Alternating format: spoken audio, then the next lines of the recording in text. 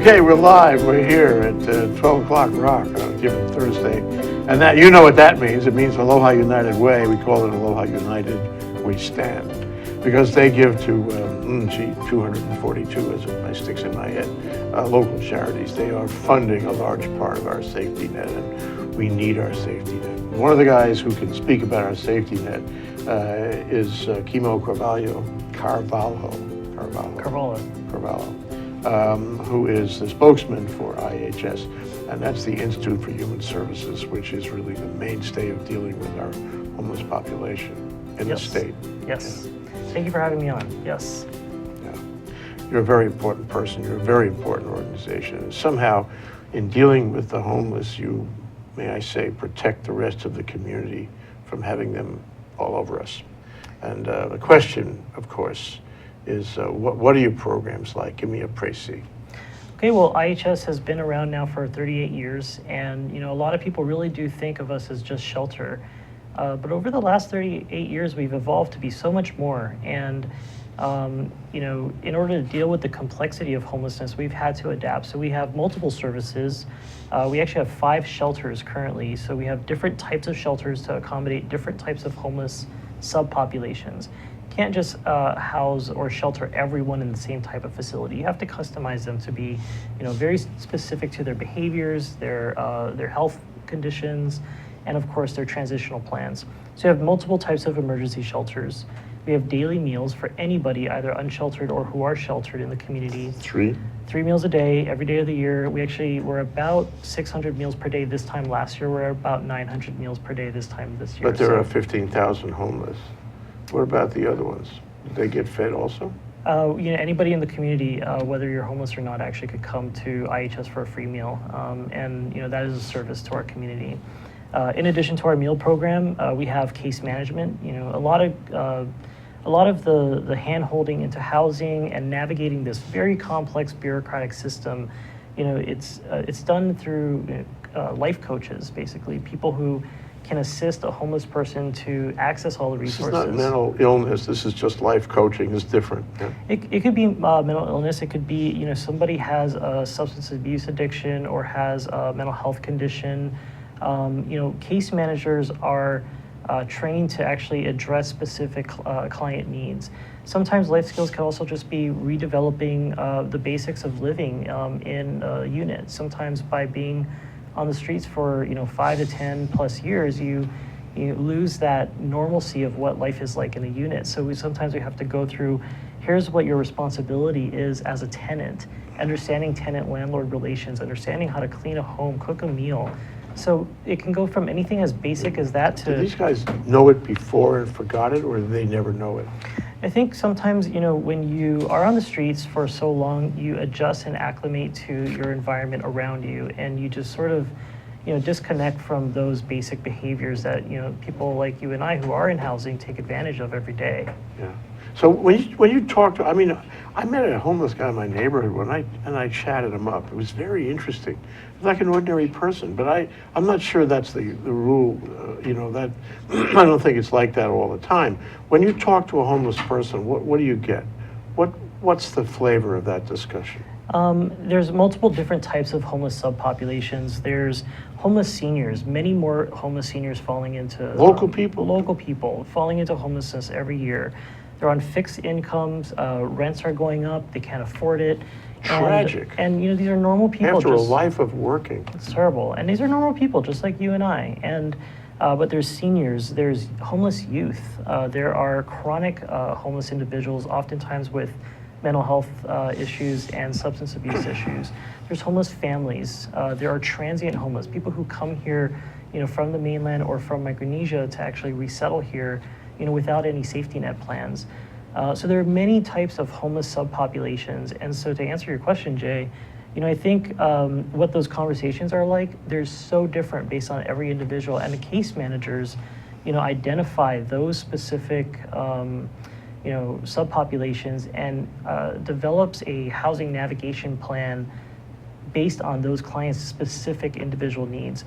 So other services like at IHS, like healthcare, children's programs, employment programs, housing It's programs. everything you can do. It's a being full human, agency. being humane. Yeah, it's a full agency, and it's good to go to one resource center and just have it all there in house so that you can have the resources to end your homeless situation. Are you growing? We are. To be honest, when I started about 3 years ago, we were at about a $9 million budget, and we're up to about 13 million right now. And I think that You need more? it's not a good thing to ask for, but yes, in order to really respond, pay our staff who's underpaid, decent wages, competitive wages, and to make sure we're delivering a service to our community that is. Suppose I really wanted to stamp out homelessness. I mean, now you can't do that. I mean, IHS in its own right cannot do that. But suppose I wanted to do the best job I could do. Money, no object. How would things change? If I wrote you a blank check, go do the best you can do, make every homeless person, become not homeless somehow, what would you do? If I had a blank check, I think really what I would invest in are the systems that are causing homelessness, because, I think that a lot of people, point to IHS and other homeless providers and they say, what are you doing about this situation? I'm seeing a crisis on the streets, but what are you doing about it? And they judge us, they evaluate us, they actually give us recommendations on how to change. But the reality is, Jay, we move thousands of people out of homelessness every year. I just ended my fiscal year for fiscal year 16. And, we stabilize over 1,600 people into housing, and we're just one organization. And so it's not about how we move people out of homelessness, it's about preventing more people from falling in. Somebody said recently, and I'm not sure I agree with this, but that there's a huge redundancy. You talk to this organization and that organization, so many or hundreds of work, really, just in Hawaii, local organizations dealing with homelessness and people who fell out somehow. Okay, they're arguably redundant. There are a lot of them doing the same thing. Is this work that way? Should we be consolidating these agencies and nonprofits? That's definitely a systematic type of decision, and I'm definitely not. That's above my pay grade to decide. Am I right about the redundancy? I think that nonprofits should definitely. It happens. To answer your question, yes, absolutely. And I think sometimes when you read, books about nonprofit management, the first question you want to ask is my mission relevant to my community? Yeah. And am I delivering services to really, truly execute my mission? You definitely are. And for IHS, I talked to Jerry Coffey a couple of times. You definitely are. We're responding. And I think there is this truth to, I think what you're trying to say is sometimes a lot of nonprofits, they've fallen behind in times and they haven't adapted.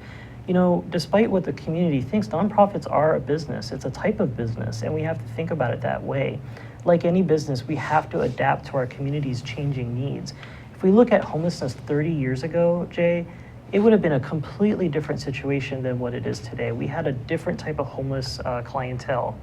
Today, very different, and we had to adapt in these last 38 years. Better or worse?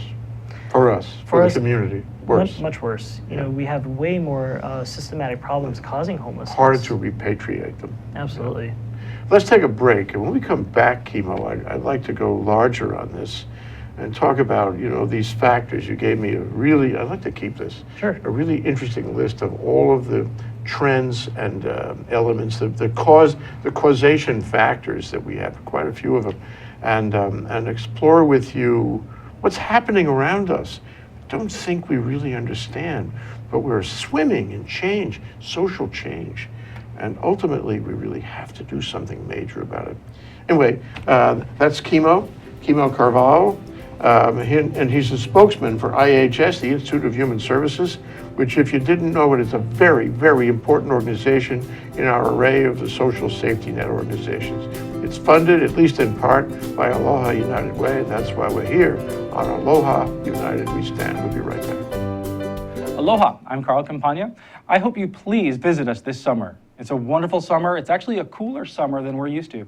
But I hope that you come back and visit us and watch our show, Education, Movers, Shakers, and Reformers, here on Think Tech Hawaii. It's at noon every Wednesday. See you then. Aloha, I'm Kaui Lucas, host of Hawaii is My Mainland, here on Think Tech Hawaii every Friday afternoon at 3 p.m. Start your Pauhana weekend off with the show where I talk to people about issues pertinent to Hawaii. You can see my previous shows at my blog, kauilucas.com, and also on ThinkTech's. Aloha! How you doing? Welcome to Hibachi Talk. I'm here, Gordo the Tech Czar on Think Tech Hawaii, and I'm here with my good old buddy Andrew, the security guy. Hey everybody, how you doing? Aloha. Good Thanks to for have watching. him. Good to have Andrew here in the house. Please join us every Friday from 1 to 1:30 and follow us up on YouTube. And remember, as we say at the end of every show, how you doing? 10 policy recommendations for each of these categories Okay. that will just slow everything down. I wish we had the time. I know. I want you to come back, okay? I yeah, already yeah. can tell you that. I want to explore this further in a more systematic way. Why don't you identify these convergence trends that you have listed on this really interesting chart? So, there are many causes of homelessness. All are very different, all are very complex. And I think the community has continued to wonder, why do we see such a crisis? And the reason is because we're seeing more people fall into homelessness at a rate much larger than what we're moving people out of homelessness. Part of the trends that has caused homelessness includes a loss of about 40,000 affordable housing units over the last 25 to 30 years. I told you that before, and I was really surprised. So actually what's happening is that failure to build housing affects the guys at the low end of the spectrum more than Exactly. anyone else. It has a trickle effect. And Yeah. so for a long time, the city administration did not have a housing office. And developers had one of two options. They could either opt into developing the inventory within their development, or they could actually give the money to the city to actually develop affordable housing. But because that office was absent for such a long time, we were on a backlog of inventory development. So we've lost affordable housing units. And while the Rental Housing Trust Fund at the state is really one of the best investments to develop more affordable housing, it really funds a very small fraction. So we're not even catching up, really. What we really need is a large investment in affordable housing development. Housing is what ends homelessness. So that is definitely a big factor. You can spin this any way you want. You're going to come right back to housing. So one of the other trends that is causing homelessness is a growing substance abuse issue. And we all see it, and we know it. Many of our local families and colleagues, they are somewhat touched to this What issue kind of of ice. substance are we talking about? Ice? We have an ice epidemic Can here you in Hawaii. fix ice at IHS? Yes, people, when you look at brain scans, you see such a depletion in the client's brain and ability to really think through things. And, there are many success stories, however, of people who have come through IHS or have gone through many of our different partner agencies, many of which are funded by Aloha United Way, by the way, and have accessed treatment programs and have ended their ICE addictions. It is possible. They just have to want the help and choose to take action. But our growing ice epidemic is definitely one of the causes Growing. of homelessness. It's growing. And not only do we People see... continue to use ice when they're homeless Absolutely. If you look at... because it's cheap. It's very cheap. And for seniors, for instance, let's just take that one homeless subpopulation, seniors. A lot of them are dealing with pain, whether it's physical pain or emotional pain. If it's physical pain, going to pain management specialists today is a complex and crazy process. Why go through all that humbug when you're trying to tell your doctor, I have severe chronic leg pain, but they're only giving you very minimal amount to manage it, and it's not enough. It's easier to go down the road, go get ice. It's cheaper. It's more It's just accessible. ingested orally, huh? Or do you have to shoot up? What? It's smoked.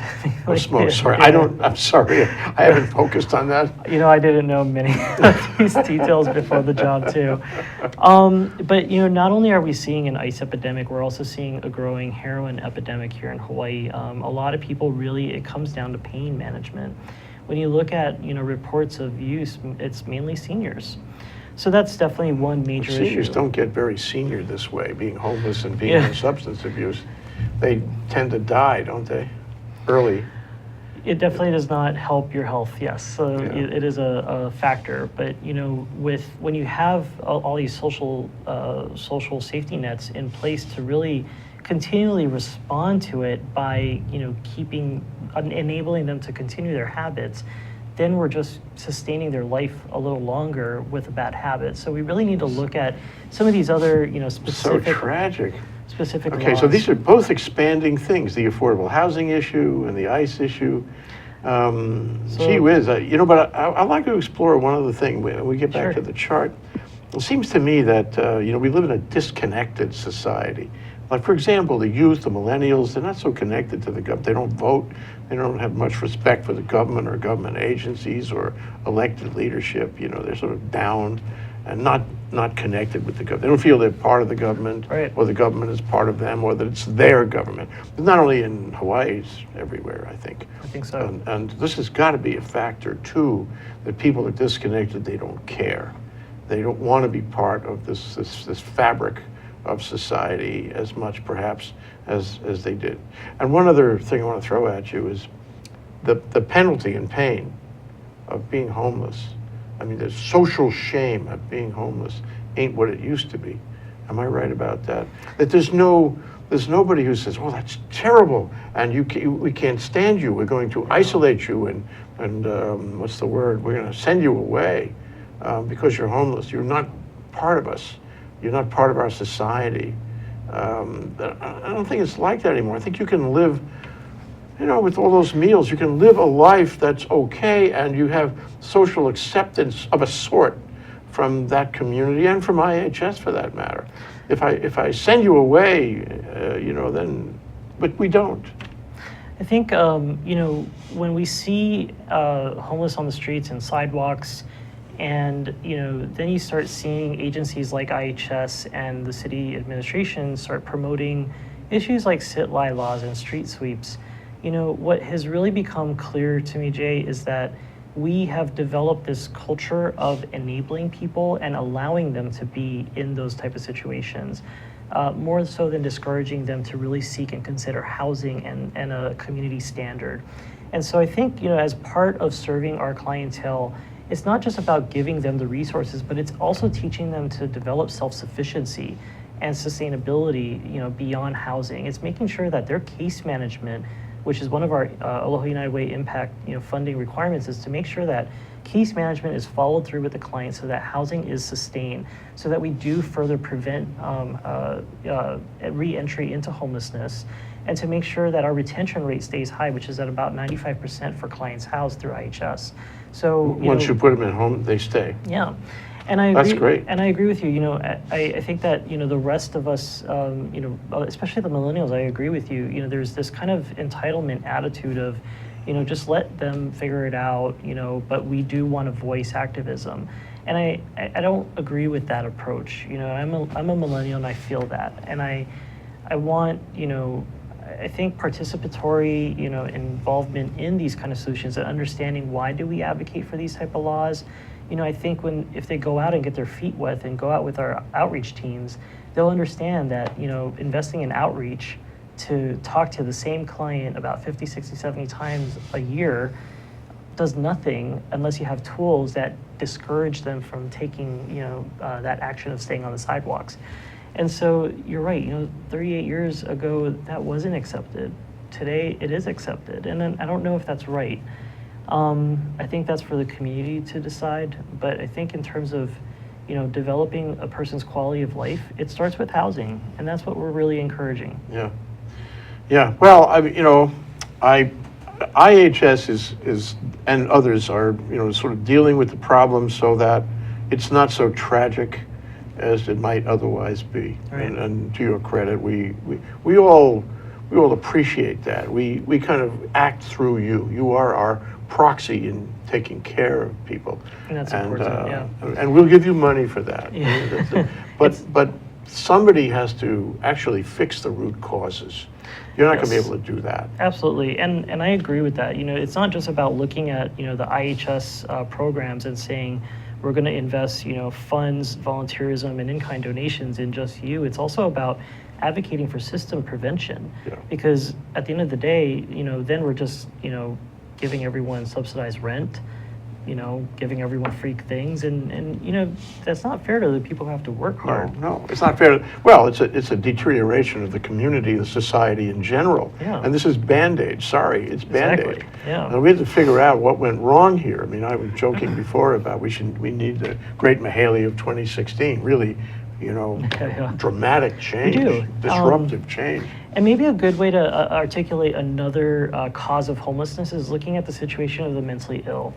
At one point, a long time ago, we were so focused on treating anyone necessary with any type of mental illness. And because there were so many issues with that system, with mental health treatment programs, I think the pendulum kind of swung a little bit too extreme to then now allow people with mental health issues to actually have the right to refuse treatment.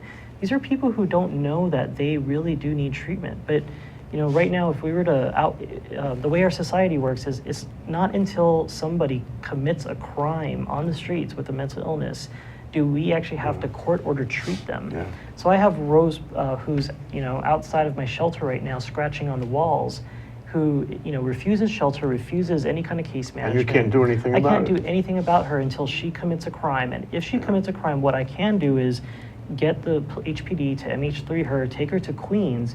But here's another issue, because during the 2008 funding cuts under the Lingle administration, our mental health system just got gutted. And so we don't actually reimburse for psych beds at community hospitals like Queens. So How do you pay for that? So after day 3, Queens loses money on treatment beds. Yeah. Why keep them there?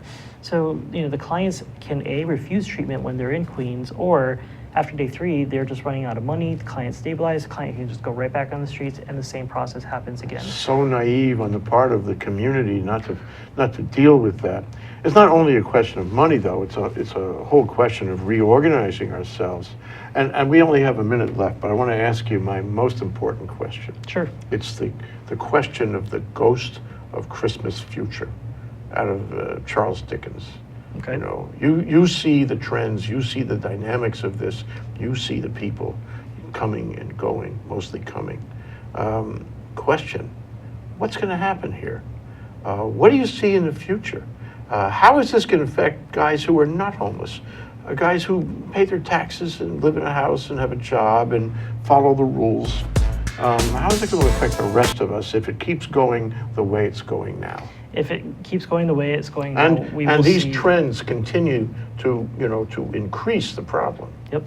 We will see that the IHSs of the world will continue to have to expand our budget and keep growing and adapting to serve more people. You're going to see a lot more government subsidies going towards rent. You're going to see the Aloha United Way programs have to be giving more in charity just to fulfill safety net programs and maintain them. I think that it's just going to be an exacerbation of more problems to come. And I think that, until you really look at these systematic problems causing homelessness, only until you really fix those can you really address what you're talking about. And that really is going to take some really big personal and political will. Yeah. I think we all have to pull together. And it's Absolutely. not only the soup kitchen guys, it's everybody. Everybody. And I think if we don't, we're gonna find that our quality of life is going to be grossly, substantially affected. Absolutely. Yeah. Okay. We'll talk again. I need to explore this with you further. Not a problem, anytime. Kimo Carvalho. Carvalho. Yeah. It comes 27 ways, I know. Yeah. Thank you very much, Kimo you. from IHS. This is only the beginning of our conversation. Excellent.